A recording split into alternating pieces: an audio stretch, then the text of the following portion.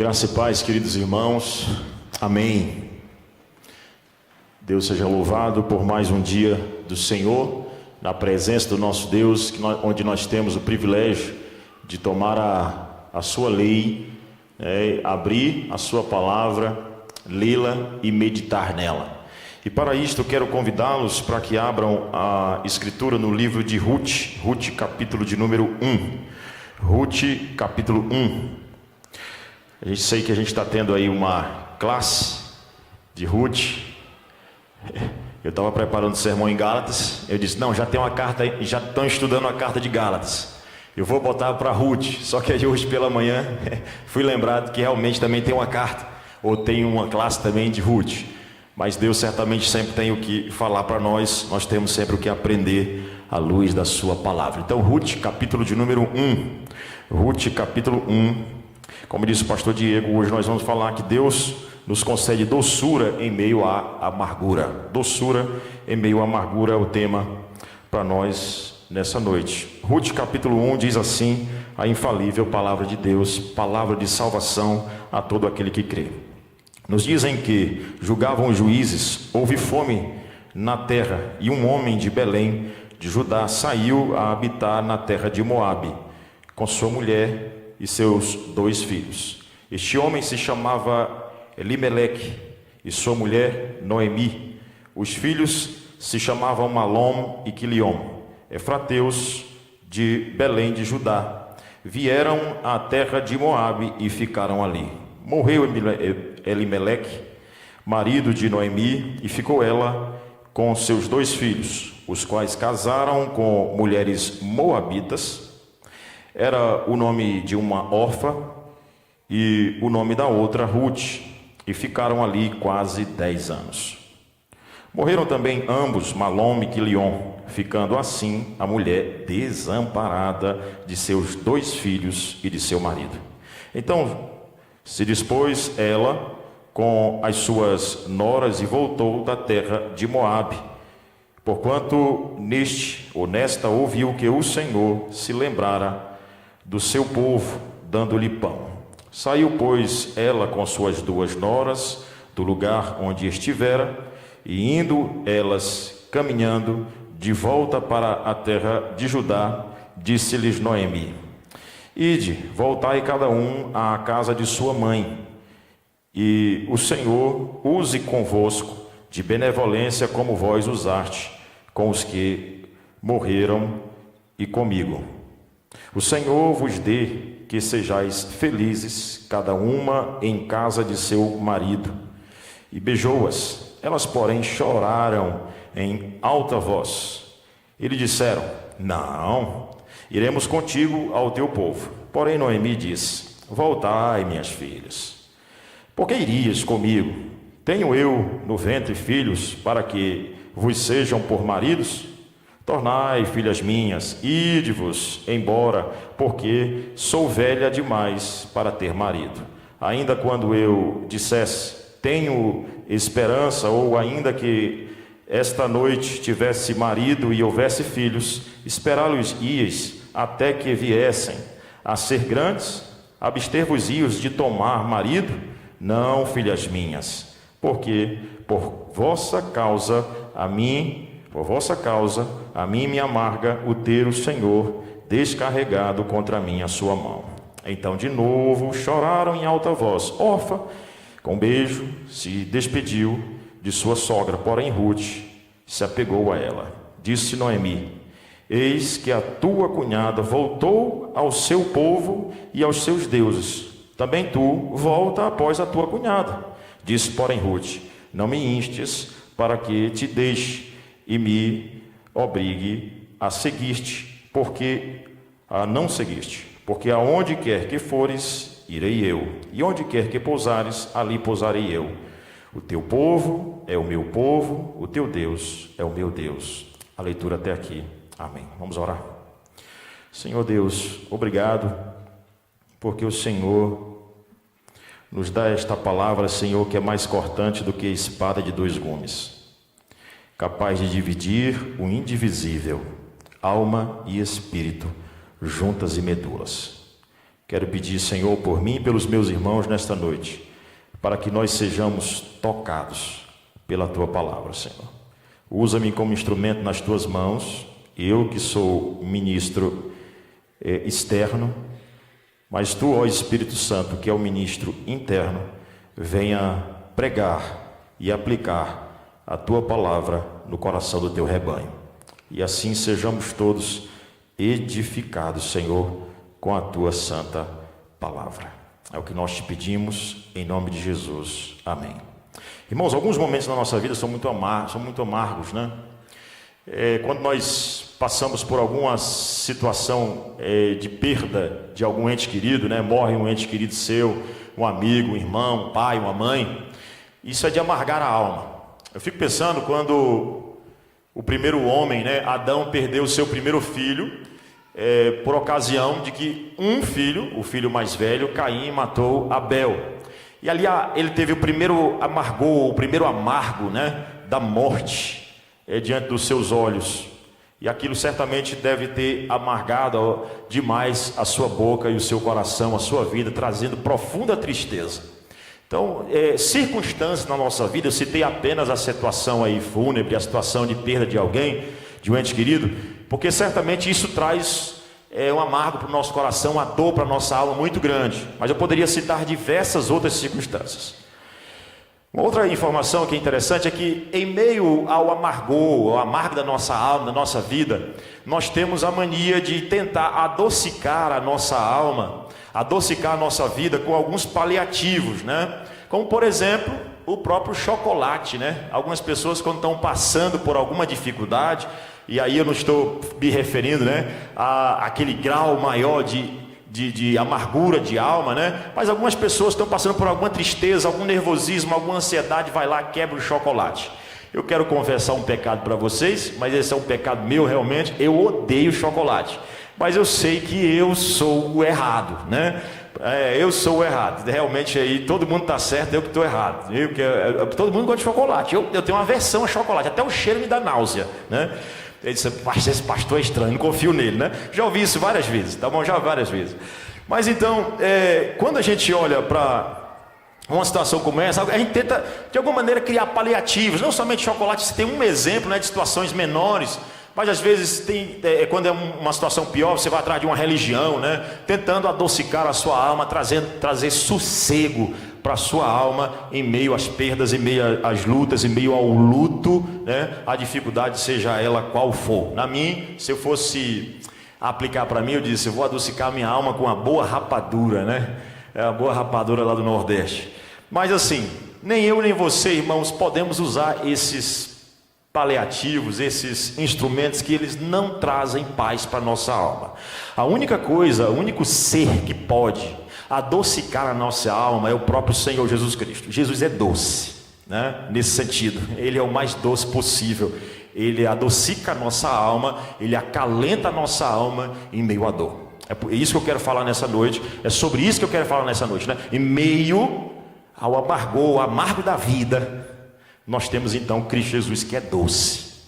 Ele adocica a nossa vida, Ele traz paz, Ele traz alento à nossa alma. E queria olhar para o texto portanto, de Ruth, né, que fala muito sobre isso. Antes de entrar no texto propriamente dito, é importante você entender aí o contexto. E o contexto ele é um tanto quanto dividido na medida de que texto você está utilizando aqui, se o texto é em português propriamente dito, né? O nosso texto em português, e não há nenhum demérito nisso não, deixar bem claro, cada um deles tem uma aplicação apropriada. Se você pegar o texto em português, né, a Bíblia em português do Antigo Testamento, você vai perceber que a Ruth, né, ele é antecedido, o livro é antecedido pelo livro de Juízes, né? Então você tem uma situação de amargor, né? Uma situação de amargo, situação difícil, fome, e aí depois você tem a situação em que Deus traz, né, o livro de Ruth, que é esse momento de dificuldade, ainda está dentro do período do juízo mesmo. Versículo 1 é claro em dizer, né, nos dias em que julgavam os juízes. Então era exatamente o período dos juízes. Aí nesse contexto deu-se um zoom na história de uma família especificamente, que a família de Elimeleque, né? Então, o contexto aí, ele pode ser desdobrado, ele pode ser entendido na Bíblia, nessa sequência da Bíblia em português, tranquilamente. Mas se você pegar a Bíblia hebraica, ela tem uma outra divisão, e o livro de Ruth vem depois de Provérbios, que também há outra aplicabilidade, né? A divisão da Bíblia hebraica leva em consideração não o fato histórico, propriamente dito, como é o caso aqui, mas leva em consideração a teologia do pacto, né? As conexões, né, pactuais que existem. Por exemplo, você tem no final do livro de Provérbios falando da mulher virtuosa, e aqui no capítulo de número 3, claramente, com todas as palavras, é dito que Ruth é a mulher virtuosa, ou é uma mulher virtuosa, né? É isso que Boaz diz, e todo mundo aqui sabe que tu és mulher virtuosa. Mas não é só essa expressão. Se você olhar lá, toda a descrição da mulher virtuosa, ela é muito parecida com a descrição de Ruth, trabalhadora, que se compadece, que cuida de casa. Então, não somente essa descrição da mulher virtuosa, só esse nome propriamente dito, né? Mas nessa construção da Bíblia hebraica é muito importante. Eu digo isso porque nas duas divisões nós temos aplicações para esse texto, como hoje, né? Tanto do contexto histórico, de dificuldade, de fome, de aperto, quanto também de meio à dificuldade, mulher virtuosa, quem achará? Aí então, está aqui um exemplo de uma, Ruth, tá? Para quem acha que é impossível, essa mulher não existe, pastor Rogério, tá aí, Deus está dá um exemplo de Ruth, embora ela não seja o personagem principal aqui, logo no início do texto, no texto aqui de Ruth, tá? Quem escreveu Ruth, possivelmente Samuel, não sei com toda certeza, mas historiadores apontam Samuel como sendo, até porque o estilo muito parecido, né? De descrição, né? De escrita, de narrativa, muito parecido também com o texto lá de Samuel. Mas então, irmãos, dito isso, olhando para esse contexto, olhando para a nossa situação em que nós passamos por momentos difíceis, e nós procuramos paliativos, mas só encontramos no Senhor.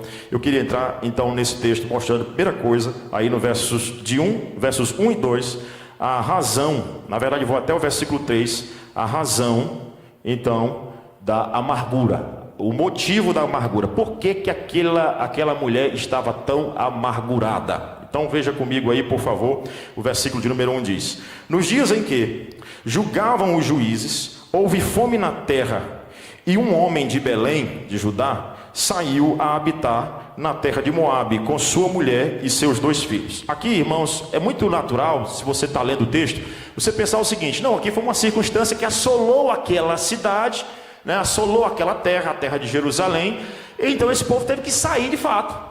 Eles tiveram que sair dali, naquela região, né, da terra prometida.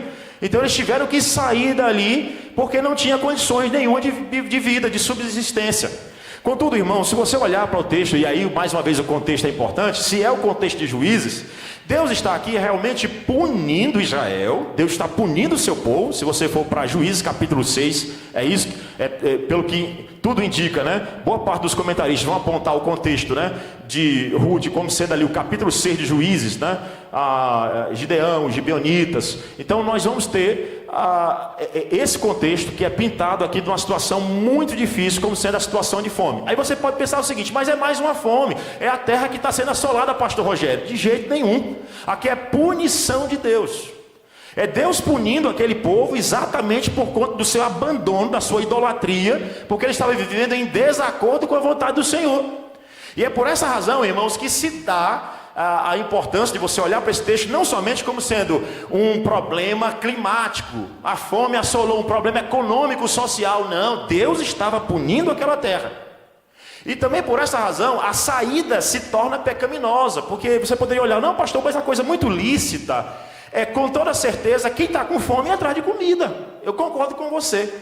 Mas veja bem, quando Deus está a disciplinar o seu povo, quando Deus está disciplinando o seu povo, a mim e a você, irmãos, não é correto nós fugirmos da disciplina do nosso Deus. Fugir, nós podemos fazendo aquilo que Deus ordenou.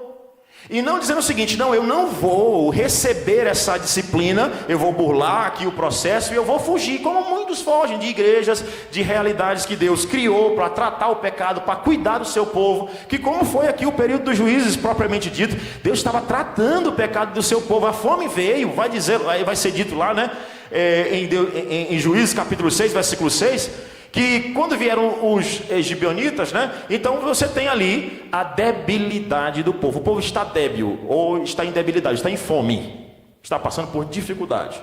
Ou seja, é a própria punição de Deus, é o Senhor que está punindo o seu povo. Por isso, irmãos, qual é a razão da amargura? A razão é porque esse povo fugiu indevidamente da presença do Senhor. E pasmem, né? Quem faz isso é o próprio cabeça da família, né? Eu não vou entrar nos detalhes, né? Mas o próprio nome é Ebimeleque, né?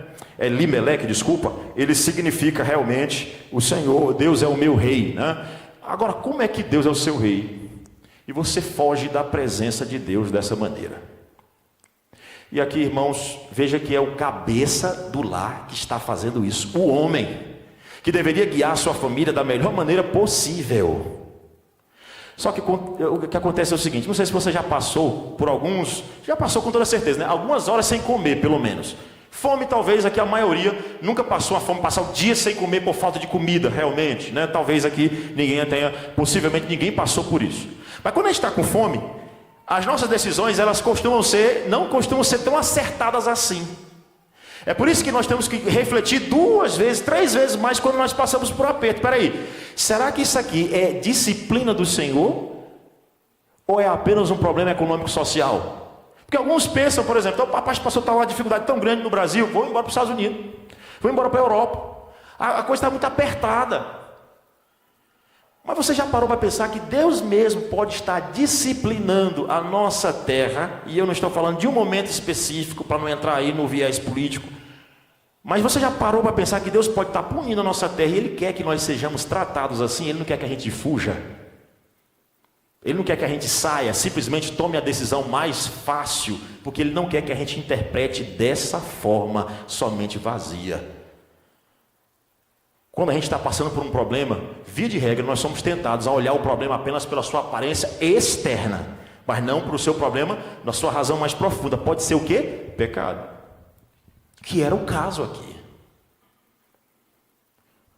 E aí, eu queria que você voltasse aí, um pouquinho, fosse lá para Juízes capítulo de número 6.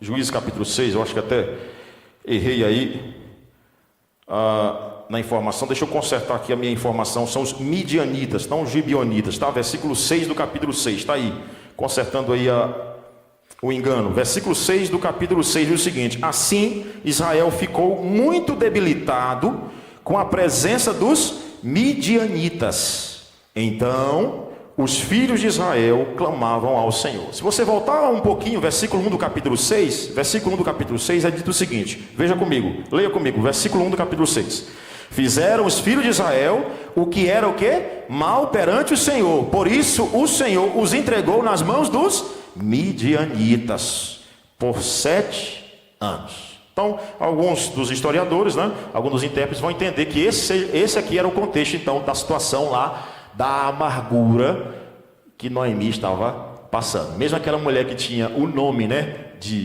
doçura, né, agradável, estava passando por grande amargura. Mas por quê? Infelizmente, uma irresponsabilidade por parte do cabeça da família. E aqui, irmãos, homens, prestem muita atenção. Vocês aqui, homens, juntamente comigo. Irmãos, nós temos uma grande responsabilidade. Tome muito cuidado a fazer mudanças com a sua família, que vão reverberar, talvez reverberem na vida deles para sempre. Algumas decisões nós tomamos, irmãos, com relação à nossa casa, que podem ter consequências bem desastrosas, como foi o caso aqui de Elimeleque. Então tomem cuidado. Uma vez uma pessoa chegou para mim e disse: pastor Rogério, a teologia reformada pesa demais sobre o homem, a responsabilidade é muito pesado, pastor Rogério. Essa teologia reformada, não é a teologia reformada, é Deus. É Deus. Quem pesa sobre nós é o próprio Deus. Ele traz sobre a nossa cabeça a responsabilidade de cuidar da nossa casa. E para piorar, irmãos, veja aí ainda o versículo 1, ele vai dizer, né?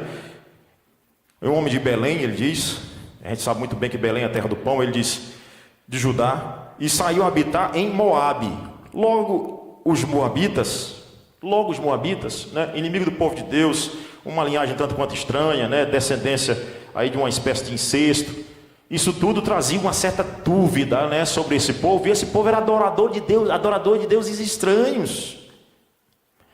por essa razão era tão difícil, irmãos, e tão perigoso você sair do lugar de adoração ao Deus vivo e verdadeiro e levar a sua família. Você vai viajar? Vai lá, você já computa. Tem igreja? Tem igreja para meus filhos frequentarem? Tem lugar para eles adorarem o Deus vivo e verdadeiro? Com quem eles vão se relacionar lá? Com quem? Visitando uma vez a cidade de Toronto, no Canadá, eu achei interessante a quantidade de brasileiros que encontrei lá, né, e indianos, né, outros países, outras regiões do próprio país, né, da própria América também, do Norte.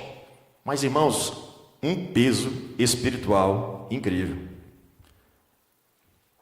Olhei ali a necessidade que aquele povo tem de Deus. E muitos pais, né, pensando assim: meu filho, eu estou enviando meu filho para estudar, e lá ele vai ser próspero. E eu espero que seja isso. Eu não estou condenando a ida, tá?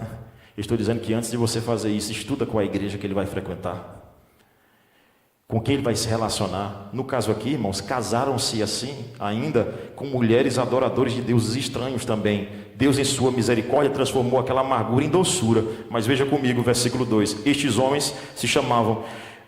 se chamava Elimeleque, e sua mulher Noemi, né? Doçura, amável, agradável. Os filhos se chamavam Malom e Quiliom, né? Débil, doente. Aí ele diz: Efrateus de Belém de Judá vieram à terra de Moabe e ficaram ali. Versículo 3 ainda vai dizer: morreu Elimeleque, marido de Noemi, e ficou ela com seus 2 filhos. Versículo 4: os quais casaram com mulheres moabitas.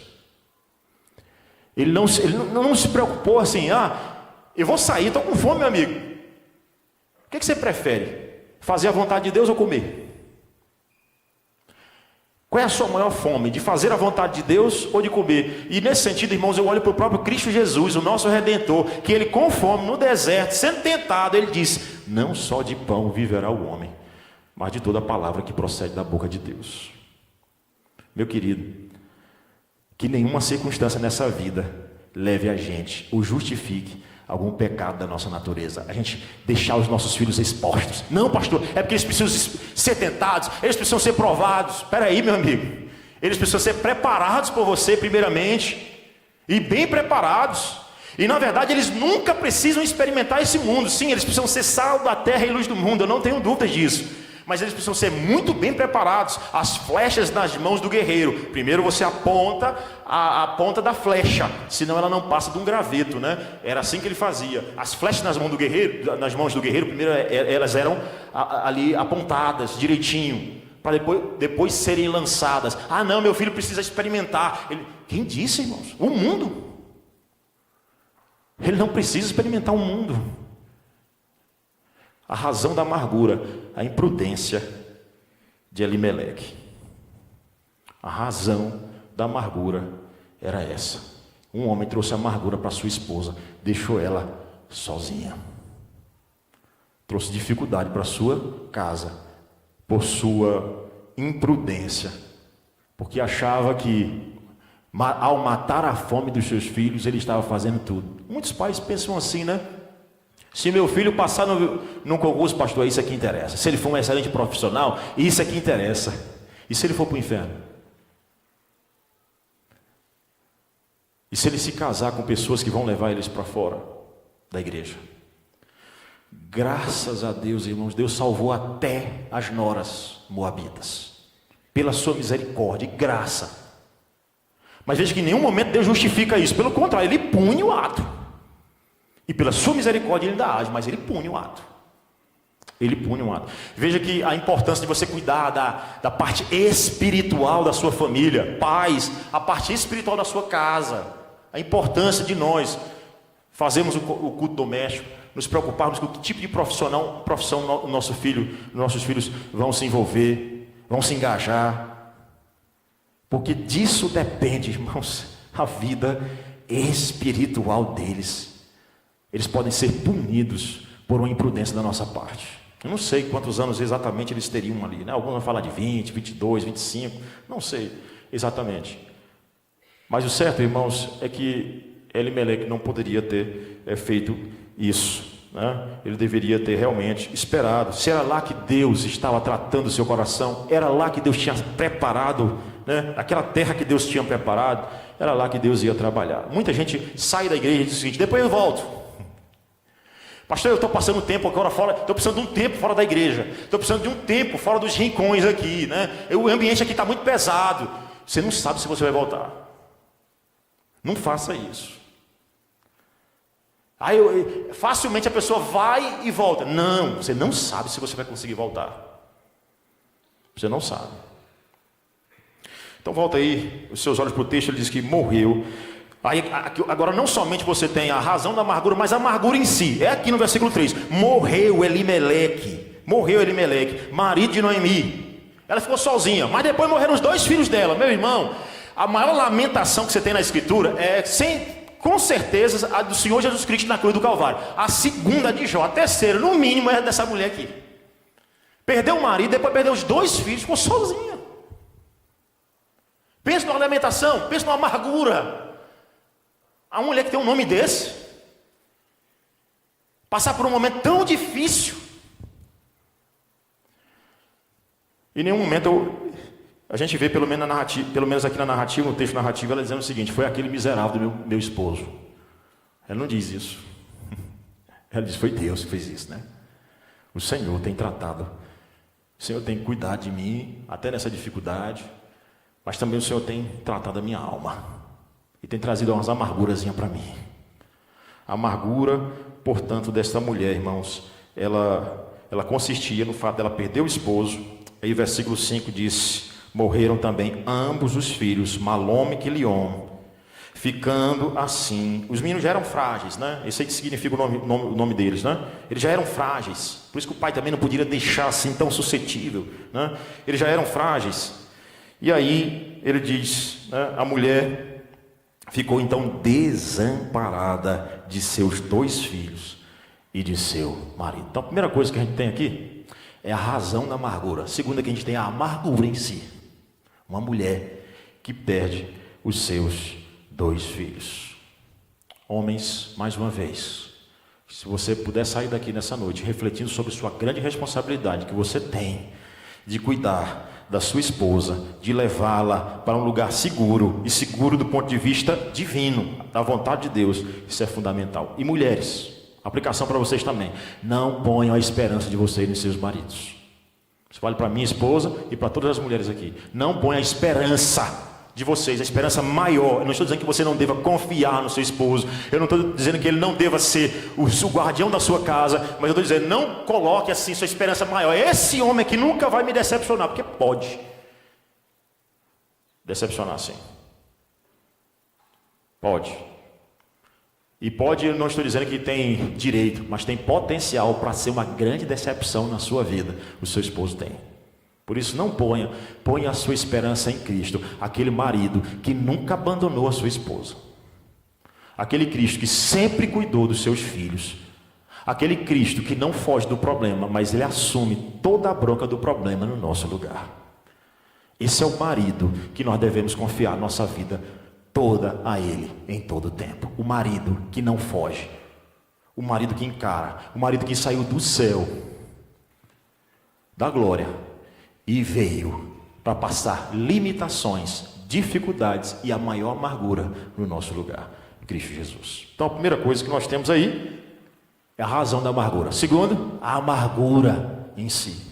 A terceira coisa é a doçura em meio à amargura, né? E aí sempre você tem essas 2 coisas, né? Esses 2 sabores, né? Deus dá doçura, mas infelizmente ainda uma vida amarga. Agora veja aí, por favor, versículo de número 6. Ele diz: então se dispôs ela com as suas noras e voltou da casa de Moabe, porquanto neste, isso aqui que é interessante, né? Ouviu que o Senhor se lembrou do seu povo, ouviu. Veja que realmente é o anúncio do Evangelho, é o anúncio dos feitos de Deus, é o anúncio da misericórdia de Deus que faz as pessoas dar aquele estalo, aquele retorno, né? Rapaz, quantos servos do meu pai têm pão com fartura, né? É quando nós nos lembramos, é quando nós caímos em si, É quando o Evangelho, irmãos, traz a gente de volta para o nosso lugar, para a gente se lembrar das misericórdias do Senhor, do seu amor infinito, que Deus realmente, Ele disciplina, Ele é justo, mas Ele é rico em misericórdia. E ela ouviu sobre isso. E sim, é bom fazer viagens, né? Com certeza, mas é bom voltar para casa, principalmente se a viagem for ruim. É bom retornar para casa. É bom voltar para casa. E versículo, pode ser o lugar melhor do mundo, né? Rapaz, eu viajei para tal lugar, era um paraíso, mas nada é comparado à sua cama, à sua casa, né? Com toda certeza. E principalmente, irmãos, quando nós entendemos que ali é lugar de cuidado do Senhor. O texto narrativo então nos diz, né? Ele diz que ela voltou, porquanto neste ouviu que o Senhor se lembrou do seu povo. O Senhor é misericordioso. E Ele dá pão de novo.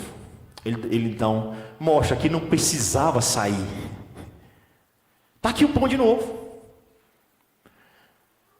Eu não estou dizendo que Deus errou, irmãos, porque quem determinou em última análise todas as coisas foi o próprio Deus. Deus determina tudo e Deus não erra em absolutamente nada.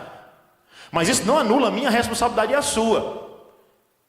Eu fico pensando na cabeça de Noemi, depois disso tudo, ela imaginando, rapaz, agora tem pão.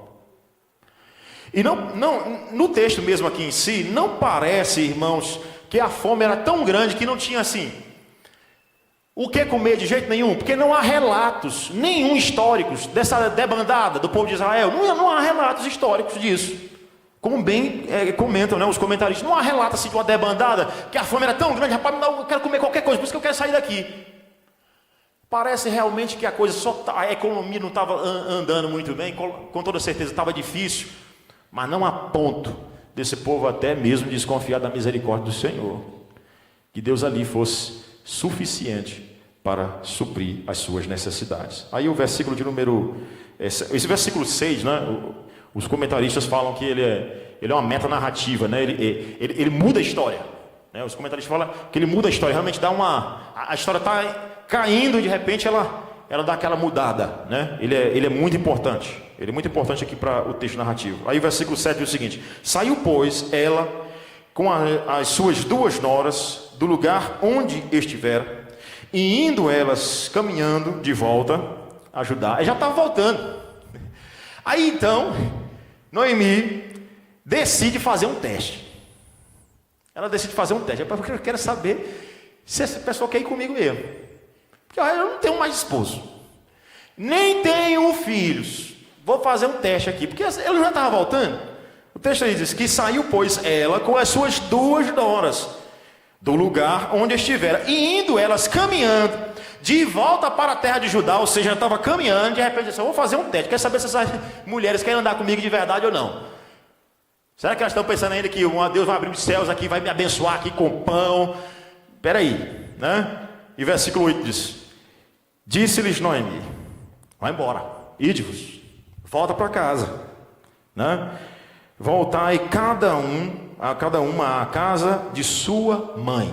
Interessante que ela não usa, porque era muito comum usar a casa do teu pai, né? Muito comum na cultura judaica, é muito comum ele dizer assim: volte para a casa do seu pai, minha filha, volte para a casa do seu pai. Mas ele diz para a casa da sua mãe, ou seja, realmente você ainda vai voltar como uma solteira para os cuidados da mãe, para poder ter um marido. É isso que ela está dizendo, basicamente. Você vai voltar ali para os cuidados primeiros ainda da sua mãe. Tanto que Noemi, já que Ruth não vai embora, no capítulo 2, capítulo 3, você vai ver então ela realmente ali providenciando. Ela diz: não sou eu, né? Eu tenho então, já que você ficou, eu tenho a responsabilidade de arrumar um marido para ti. Que você deveria ter voltado da sua mãe, agora você voltou para mim. Então veja aí o versículo de número 8, né? Ela diz: vai embora. Ela diz: e o Senhor use convosco de benevolência, como vós usaste com os que morreram e comigo. Assim como você foi com a minha casa, né, com os meus filhos, por favor, Deus também esteja contigo. Versículo 9: o Senhor vos dê que sejais felizes, cada uma em casa de seu marido. E beijou-as. Elas, porém, começaram a chorar. E aí, a na primeira vista, versículo 10 diz: e lhe disseram: não, iremos contigo ao teu povo. Porém Noemi diz, aí Noemi faz mais teste ainda. Ela diz: volte, minhas filhas, vai embora. Isso aqui me lembra muito do Senhor Jesus Cristo, né? Quando os discípulos dizem o seguinte: Senhor, nós vamos ficar contigo, nós vamos ficar contigo. Aí vai só diminuindo a quantidade de discípulos, vai só diminuindo, até que Cristo Jesus vê só os 12 e diz: e vocês, não querem ir embora também não? Parece, é muito parecido aqui. Se você der uma olhada, veja aí o versículo de número 12, né? Primeiro versículo 11, ele vai dizer: voltai, minhas filhas, por que irias comigo? Vocês iriam comigo por quê? Não tem razão. Tenho eu ainda no ventre filhos? Não tenho. Não tenho marido. Tornai, filhas minhas, ide-vos embora, porque eu sou velha. Mesmo ainda que eu tivesse filhos, vocês iam esperar ele crescer? Não tem condição. Versículo de número 14. Então de novo choraram em alta voz. Só que uma, meu amigo, foi embora. Depois ela já estava voltando para ajudar, mas no teste ela não passa. No teste ela não passa. E eu fico pensando aqui que a amargura aumenta um pouquinho mais de Noemi, até chegar a doçura que Deus dá em Ruth, porque aí é doçura, pela misericórdia do Senhor, aí é muita doçura. Mas Orfa desiste, né? E vai para os seus deuses. Ela pensa, eu acho que, né, o que poderia passar aí na mente dela: mas pai, lá vai ser muito mais fácil eu arrumar um marido, muito mais fácil. Um israelita querer casar comigo, ou desse povo querer casar comigo, vai ser muito difícil, muito difícil.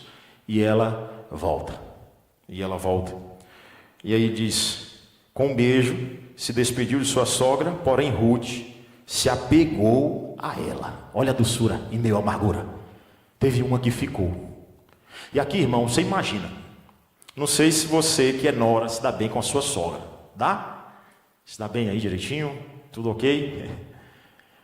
Agora, essa aqui, meu amigo, ela a ponto, ela se dá tão bem que ela diz o seguinte: ela se apega a ela.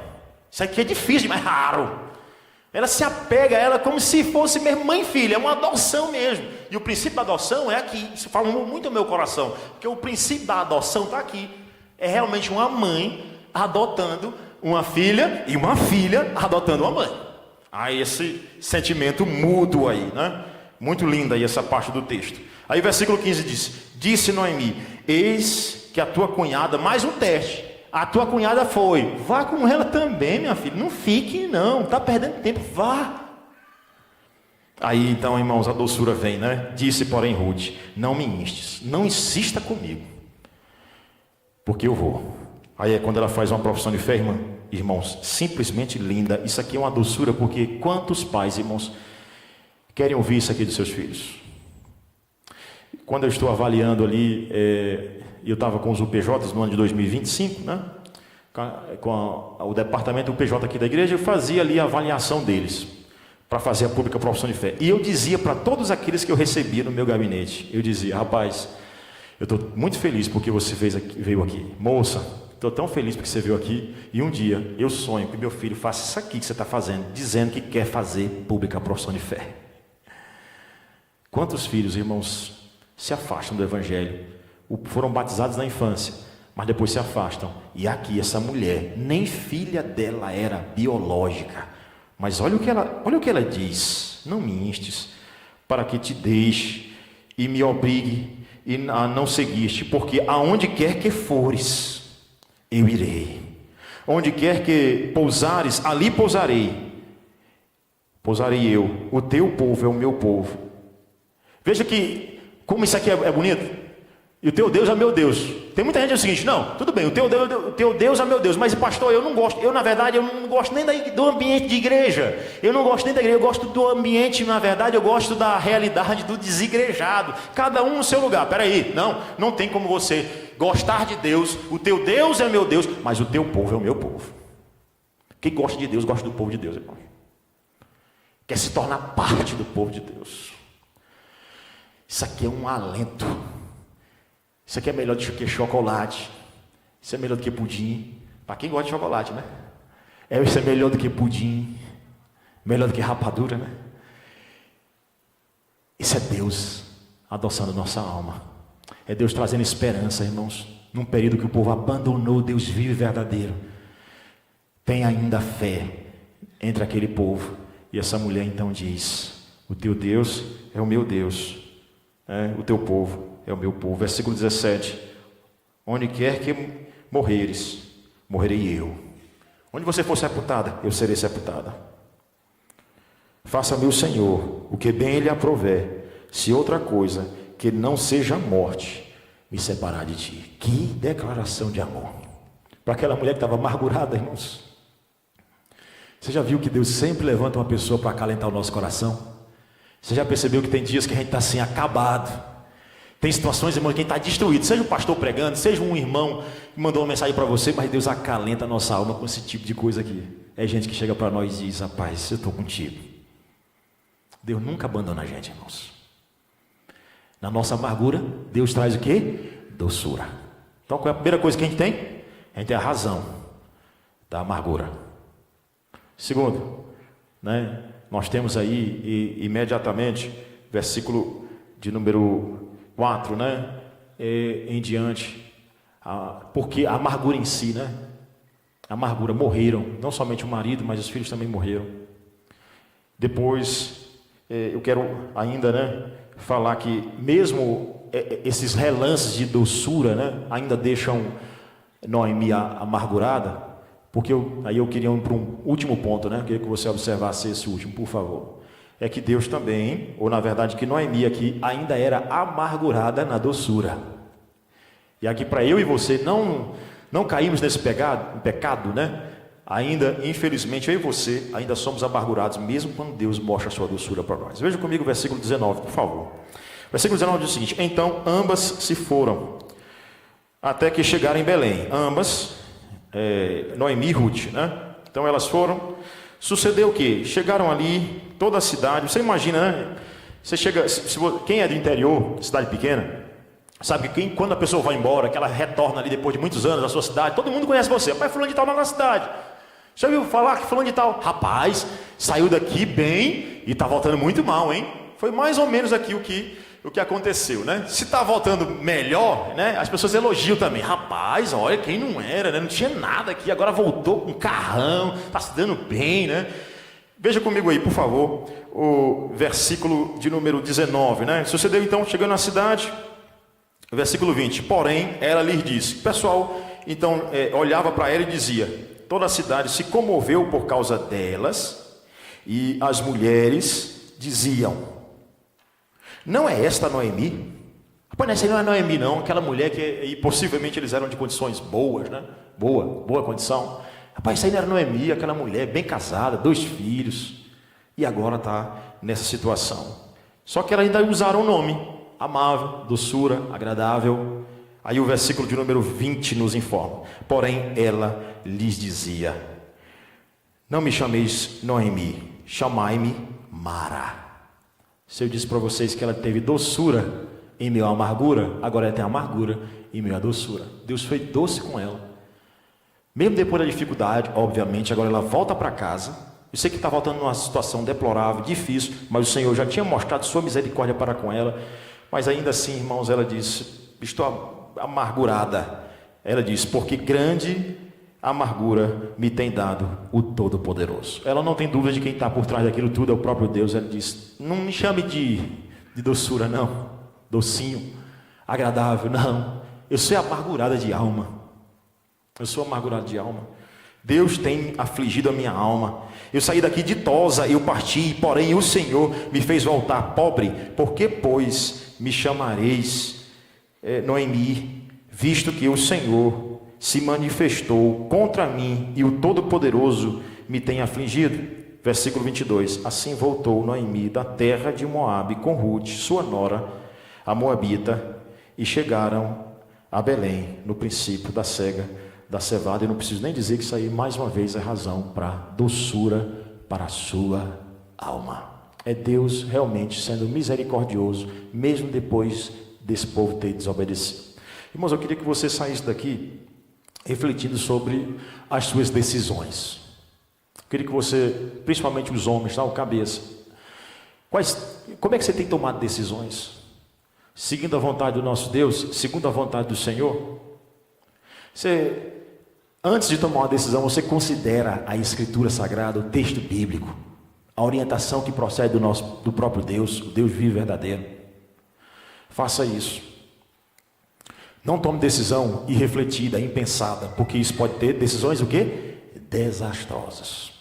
E aí, a mocidade vai estudar juntamente, a gente vai estudar na UMP, um livro que fala sobre isso. John Piper, não jogue sua vida fora. Ou seja, cuidado, que decisões que você toma aqui pode jogar a sua vida fora, pode acabar com a sua vida lá na frente.